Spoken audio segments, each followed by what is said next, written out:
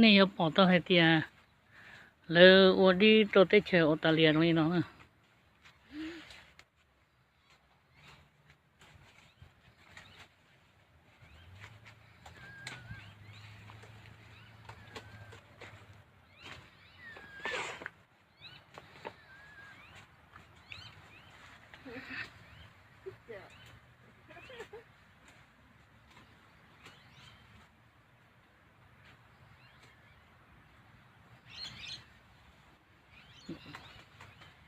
แล้ววันนี้มูเนี่ยตัวเตะเชอออสเตรเลียนะเจ้าอ้วนเจ้าชื่อเต้หน่อยครับเจ้าเนี่ยลาตันหอซื้อเนี่ยลาอยู่นามได้ซื้อนะนี่เอาปอตัวเตียตรงนี้จ้าแต่อ้วนนี่เนาะ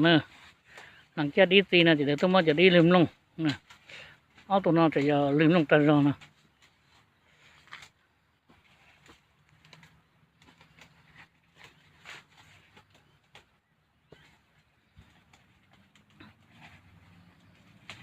ตีนี่เนาะหัวปูเนาะเดี๋ยวเจ้านี่เนาะจะตีนี่เนาะนะสิ่งยืตานี่เส้นทองเนาะตีมองเรื่องที่ปอเลยมาอยู่จุกเกิดมังอัวเทียเตาเนี่ยเทียนะแล้วโอเลนอเลยไล่เนี่ยตาขึ้นมาเที่ยวอย่ามัวเนี่ยเที่ยวมัวจีเที่ยวโอไล่เนี่ยคือตีมองนี่ปอกูจอนอนนี่จุกเกิดมังอัวเทียเป็นมองที่มัวเนี่ยเทียเป็นมองเนี่ยเราจะเจอออสเตรเลียเราจะจ้องกับเกียร์ได้ใช่ไหมตัวลิบัวเนอะนี่ชิตตัวลิเนอะเคโดเน่เนอะตัวเนี่ยลาอยู่นามเกียร์คือเคลีโอไล่เนอะเป็นมองจุ่มตัวโอไล่เนอะเคนี่ตาถอดกติมองเนี่ยทงดูเราเนี่ยทงลูกเตะเชอบลอเตะเชเนี่ยลาเตะเชไทย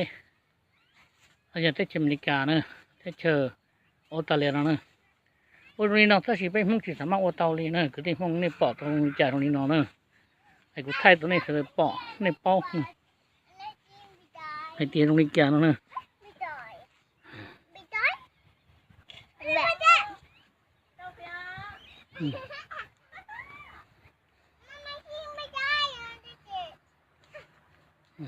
เนี่ยปอตรงนี้เนาะเนอะแล้วว่าจะเจตรงนี้เนาะเนอะ